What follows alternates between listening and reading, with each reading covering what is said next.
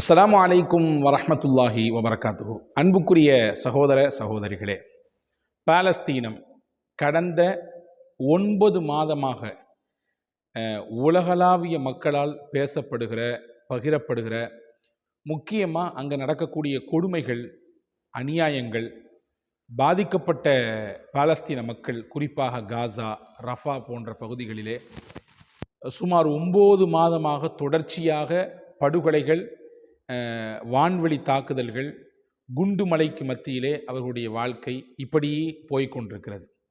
இது வெறும் இந்த 9 மாதத்தினுடைய விஷயம் மட்டுமல்ல. நூற்றாண்டுகளாக அவர்கள் போராடி கொண்டிருக்கக்கூடிய தங்களுடைய சொந்த நிலத்தை மீட்டெடுப்பதற்காக வேண்டி அவர்கள் வைக்கக்கூடிய அழுத்தமான எதிர்ப்பு, எத்தனை இழப்புகள், எத்தனை போர்கள் எங்கள் மீது தொடுக்கப்பட்டாலும், நாங்கள் வாழ்ந்து கொண்டிருக்கக்கூடிய கட்டிடங்கள் எவ்வளவுதான் இடித்து தரைமட்டமாக்கப்பட்டாலும், எங்களுடைய வம்சத்தோடவே அருந்துவிடும் அளவிற்கு எங்களுக்கு இழப்பு, மரணம் வந்தாலும் நாங்கள் அதை வரவேற்போம், அதை முத்தம் கொடுத்து ஏற்றுக்கொள்வோம். ஆனால் இந்த சொந்த மண்ணை, இந்த இறையில்லம் இருக்கக்கூடிய பைத்துல் முகத்தஸ் என்று சொல்லக்கூடிய இந்த மஸ்ஜித் இருக்கக்கூடிய இந்த மண்ணை நாங்கள் ஒரு காலும் இஸ்ரேலுக்கு விட்டுத்தர மாட்டோம். அவர்களை விரட்டி அடிக்காமல் நாங்கள் ஓயவும் மாட்டோம், ஒளியவும் மாட்டோம் என்ற வைராக்கியத்தோடு அந்த மண்ணில் இருக்கக்கூடிய மக்கள் வாழ்ந்து கொண்டிருக்கிறார்கள். உலக நாடுகள், குறிப்பாக அந்த பாலஸ்தீனத்தை சுற்றி இருக்கக்கூடிய செல்வத்தால் கொளுத்த நாடாக இருக்கக்கூடிய பல்வேறு முஸ்லிம் நாடுகள் எங்களை கவனிக்காமல், எங்கள் மீது கரிசனம் இல்லாமல், எங்களை ஒரு பொருளாகவே மதிக்காமல் விட்டுவிட்டாலும் எங்களுக்கு பரவாயில்லை. ஆனால் எல்லாம் வல்ல இறைவன் எங்களை ஒருபொழுதும் கைவிட மாட்டான். இன்றில்லாவிட்டாலும் என்றாவது ஒரு நாள் நிச்சயம் நாங்கள் இந்த மண்ணில் ஜெயிப்போம், இந்த மண்ணை மீட்டெடுப்போம் என்ற வைராக்கியத்தோடு அந்த மக்கள் போரிட்டு கொண்டிருக்கிறார்கள். சுமார் 9 மாதமாக ஒரு சில நாட்கள் அந்த செய்திகள் நம் கவனத்திற்கு வருகிறது. காலப்போக்கில் செய்திகள் வேறு வேறு கடந்து மாறி மாறி வர அது அப்படி நம்ம கவனத்தும் இல்லாமல் போயிடுது. இப்போ ஏன் இந்த பாலஸ்தீனத்தை பற்றி நான் உங்களுக்கு சொல்கிறேன்னா, இந்த பாலஸ்தீனம் என்பது மிக முக்கியமாக முஸ்லீம்களின் வரலாற்றோடு தொடர்புடைய ஒரு விஷயம். ஹஜ்ரத் சையதுனா உமர் ரலியல்லாஹுனுடைய ஆட்சி காலத்திலே பாலஸ்தீனம் வெற்றி கொள்ளப்படுகிறது. மிகச்சரியாக கிபி 638 பாலஸ்தீனம் என்பது வெற்றி கொள்ளப்பட்டு விட்டது. இப்பொழுது அங்கே இருந்த கிறிஸ்துவர்கள் தங்களுடைய அந்த பொறுப்பை முஸ்லீம்களின் கையிலே மாற்ற போகிறாங்க. அங்கே பொறுப்பில் இருந்தவர்கள் சையதுனா அம்ர் இப்னு ஆஸ் ரலியல்லாஹு அன்ஹு என்ற ஒரு சஹாபி தோழர், நாயகத்தின் தோழர். அவங்கள்ட்ட சொல்கிறாங்க, உங்கள் கையில் கொடுக்கறத விட உங்களுடைய ஜனாதிபதியாக தற்சமயம் இருக்கிற, இப்பொழுது பொறுப்பில் இருக்கிற உமர் அவர்களின் கையில் நாங்கள் கொடுக்க விரும்புகிறோம் என்று அப்பொழுது அந்த கிறிஸ்துவர்களின் பொறுப்பாளராகவும் பாதிரியாகவும் இருந்த சொப்ரானிஸ் என்று சொல்லக்கூடிய அந்த பாதிரியார் சொல்லுகிறார். அந்த செய்தியை ஆளுநர் அம்ர் இப்னு ஆஸ் ஜனாதிபதி உமர் ரலியல்லாஹுவுக்கு கடத்துகிறாங்க. உமர் ரலியல்லாஹு ஓகேன்னு சொல்லி கிளம்பி அங்கேருந்து வர்றாங்க. எங்கேருந்து? மதீனாவிலிருந்து பாலஸ்தீனம் சுமார் ஏறத்தாழ 9750 கிலோமீட்டர், சற்றேறக்குறைய 10,000 கிலோமீட்டர், இவ்வளவு தூரம் பயணித்து பலஸ்தீனத்துக்கு வருகிறார்கள். இன்னைக்கு மாதிரி உண்டான அதிவிரைவு வாகன வசதியான்று கிடையாது. ஒட்டகத்தில் பாலைவனத்தில் பயணிக்க வேண்டும். தவணை வைத்து பயணித்தார்கள்.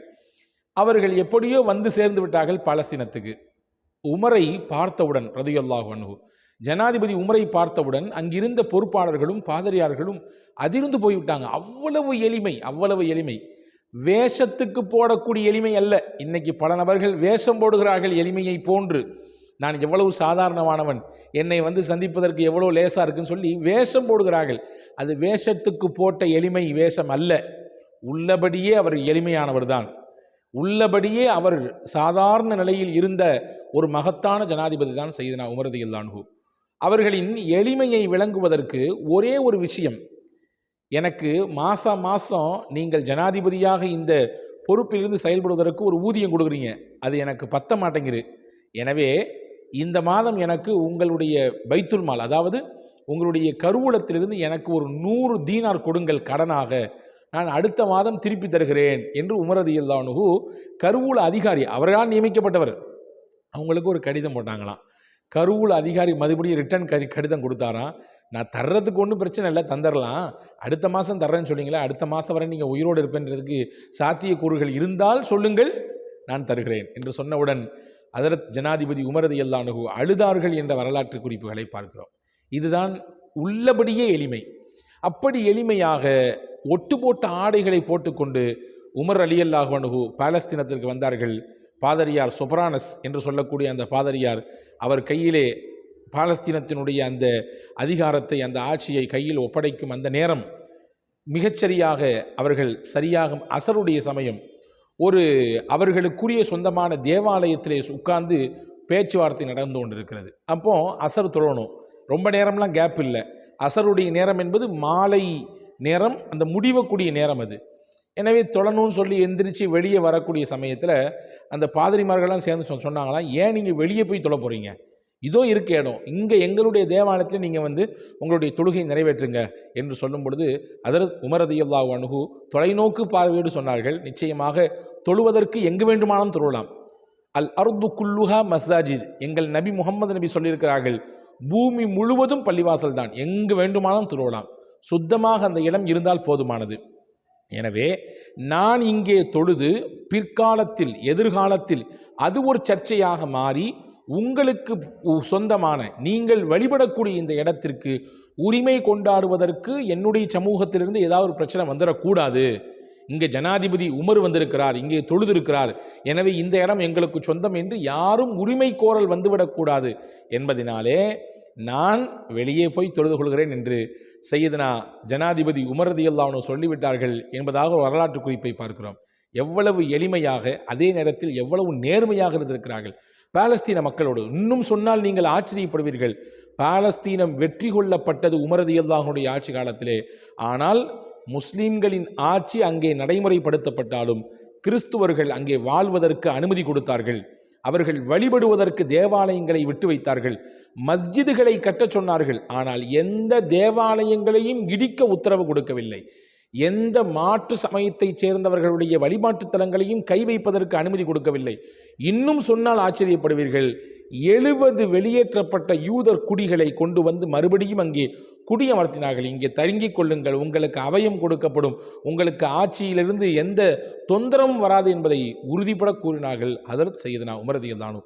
இப்படியான பரந்துபட்ட பார்வை உமர் என்கின்ற அந்த மகத்தான மாமனிதரம் இருந்ததினால்தான் அண்ணல் காந்தி சொன்னார்கள், இந்த நாடு எப்பொழுது அந்த மகத்தான உமர் ரலியல்லாஹுவின் ஆட்சி முறையை பின்பற்றுகிறதோ அப்பொழுதுதான் நிறைவான சுதந்திரத்தை, அந்த காற்றை முழுமையாக சுவாசிக்கும் என்று அண்ணல் காந்தி சொன்னார். அன்புக்குரியவர்களே, இப்படியான மகத்தான தலைவர்களை, முன்மாதிரிகளை பெற்றவர்கள் நாம். அவர்களை பார்க்கிறோம், படிக்கிறோம், வாசிக்கிறோம். அவர்கள் காட்டிய வழியில் நாம் நிலைத்து வாழ்வோமேயானால் அதைவிட சிறந்த பாக்கியம் எதுவும் இல்லை. அவர்களுடைய வரலாற்றில் நெகிழ வைக்கக்கூடிய ஒரு நிகழ்ச்சியை சமீபத்தில் நான் வாசித்தேன்.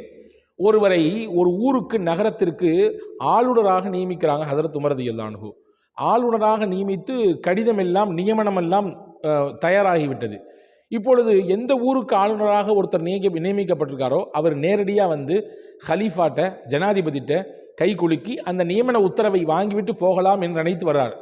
வந்த பொழுது உமர் ரலியல்லாஹு அன்ஹு வீட்டில் இருந்த பிள்ளைங்க, அவங்க வீட்டு பிள்ளைங்க, அவங்களோட ரொம்ப கொஞ்சி ரொம்ப சந்தோஷமாக பேசி விளையாண்டுட்டு இருக்காங்க. மடியிலலாம் பிள்ளைங்க உட்காடுறாங்க. வந்தவர் பார்த்துட்டு, என்ன ஜனாதிபதி அவர்களே, நீங்கள் பிள்ளைங்க கூடலாம் இவ்வளோ கொஞ்சி பேசி விளையாண்டுக்கிட்டு இருக்கிறீங்க, என் பிள்ளைங்களுக்கெல்லாம் என் கூட உட்காரவே மாட்டாங்க, என்னையை பார்த்தா பயப்படுவாங்க, என்ன நான் ஒரு டெரரு, அந்த மாதிரியான அமைப்பில் நான் இருந்துக்கிட்டு இருக்கிறேன், என் பக்கத்தில் எந்த பிள்ளைகளையும் பக்கம் கூட வராதே. இன்றைக்கி சில பேர் பெருமையாக பேசிக்கிறாங்கல்ல, நான் வீட்டுக்குள்ளே போனால் எல்லாம் கப்சிப்புன்னு ஆயிடுவாங்க, யாரும் பேசவும் மாட்டாங்க, கொல்லவும் மாட்டாங்க, என்னையை பார்த்தா அப்படி ஒரு பயம் அப்படின்னு சொல்லி பெருமையாக பேசிக்கிறோம் நம்ம. ஆனால் உண்மையிலே அது பெருமைப்படக்கூடிய விஷயம் இல்லை, அது சிறுமைப்படக்கூடிய விஷயம். நம்முடைய அந்தஸ்து, நம்முடைய குணம் கெட்டுப்போய் இருக்கிறது என்பதனுடைய அடையாளம் அது. உமர் ரலியல்லாஹு அன்ஹு இந்த வார்த்தையை கேட்ட உடனே அந்த நியமன உத்தரவை கிழிச்சு போட்டாங்க. அந்த நியமன உத்தரவை கிழிச்சு போட்டாங்க. வந்தவருக்கு அதிர்ச்சி, உங்களால் நான் நியமிக்கப்பட்டிருக்கிறேன், உத்தரவு வாங்கிட்டு போலாம், வந்தால் கிழிச்சு போட்டிங்களே, நீங்கள் அந்த பொறுப்புக்கு தகுதி இல்லை, உங்களை நான் அந்த இடத்துக்கு நியமிக்கிறதா இல்லை அப்படின்னு சொன்னாங்க. ஏன் என்று கேட்ட பொழுது உமர் ரலியல்லாஹு அன்ஹு அழகான ஒரு காரணத்தை சொன்னார்கள். ஆட்சியாளன் எப்படி இருக்க வேண்டும்? நேர்மையாக இருக்க வேண்டும், நீதமாக இருக்க வேண்டும், மக்களின் நலன் மீது அக்கறை கொள்ள வேண்டும், தன்னுடைய சுயநிலைவோடு தன்னுடைய சுய முன்னேற்றத்தை மட்டுமே கருத்தில் கொண்டு காசையும் பணத்தையும் சம்பாதித்து பெட்டிகளையும் நகை நட்டுகளையும் சேர்க்கக்கூடிய மனநிலையில்தான் இன்றைய ஆட்சியாளர்களின் சிந்தனையும் போக்கும் இருக்கிறது. இதையே நம்ம பார்த்து பார்த்து பார்த்து பழகி போட்டதுனால இது நமக்கு அதிசயமாக இருக்குது. ரலியல்லாஹு சொன்னாங்க, சொந்த பெத்த பிள்ளையே உன் பக்கத்தில் வர்றதுக்கு பயப்படுதுன்னா உன்னை நம்பி ஒரு ஊருக்கு ஆளுநராக நியமிக்க போகிறேன், அந்த ஊர் மக்கள்னால் தங்களுடைய குறையை உன்ட்ட சொல்லுவாங்களா? பயப்பட மாட்டாங்களா? நீ கடினமான ஆளாக இருக்கிறதுனால தானே உன் பிள்ளையிலே உன் பக்கத்தில் வர்றதில்ல, உன் பிள்ளையிலே பாசமாக இருக்கிறது இல்லையே. அப்போ எப்படி உன்னை நான் நம்பி ஒரு ஊருக்கு நான் பொறுப்பாக கொடுத்து அனுப்புனா அந்த ஊர் மக்கள் தங்களுடைய கஷ்டத்தை, குறைய, மனவலியை, தங்களுடைய பிரச்சனையை, தங்களுடைய நெருக்கடியை எப்படி உன்ட்டு கொண்டு சொல்லுவாங்க? அதை நீ எப்படி உள்வாங்கிக்குவ? அதுக்கு சரியான முறையில் நீ பதில் கொடுப்பியா? அந்த மாதிரியான போக்கெலாம் இல்லைன்னா நீ இருந்து என்ன பலன் ஆட்சியாளராக இருந்து? எனவே அங்கே நீ ஆட்சியாளராக போக வேண்டிய அவசியமில்லை, நான் அந்த நியமனத்தை ரத்து செய்துவிட்டேன் என்றார்கள் ஹஸரத் சையதுனா உமர் ரலியல்லாஹு அன்ஹு. அன்புக்குரிய சகோதரர்களே, உமர் ரலியல்லாஹுவின் வாழ்க்கையில் எக்கச்சக்கமான ஏராள பாடம் இருக்கிறது. அவர்கள் வாழ்க்கையிலே முக்கியமான பாடமாக இன்றைக்கு சுமார் 9 மாதமாக நடைபெற்று கொண்டிருக்கக்கூடிய பாலஸ்தீனத்திற்கும் அந்த மக்களுக்கும் அங்கே வாழ்ந்து கொண்டிருந்த கிறிஸ்துவர்கள், யூதர்கள் அவர்களுக்குமான ஒரு உறவை ஹஸரத் உமர் ரலியல்லாஹுடைய வாழ்க்கையிலிருந்து நாம் பார்க்கிறோம். வல்ல இறைவன் அந்த மகத்தான பேர் ஆளுமை மிக்க மனிதர்களுடைய வரக்கத்தை கொண்டு இன்னைக்கு படுகிற துன்பங்கள் பாலஸ்தீன மக்கள் அது துன்பமாக, துயரமாக, அடுக்கடுக்கான சோதனைகளாக இருந்தாலும் கூட நிச்சயமாக வல்ல இறைவன் அவர்களுக்கு ஒரு பேருதவியை நீட்டுவான். அல்லாஹ் தன்னுடைய பேருபகாரத்தை காட்டுவான். நிச்சயம் அவர்கள் வெற்றியின் காற்றை சுவாசிப்பார்கள். நிச்சயம் பாலஸ்தீனம் முழுமையாக விடுதலையை சுவாசிக்கும். வல்ல அல்லாஹ் அதற்கு தௌஃபீக் செய்வானாக. வசலாம். அஸ்ஸலாமு அலைக்கும்.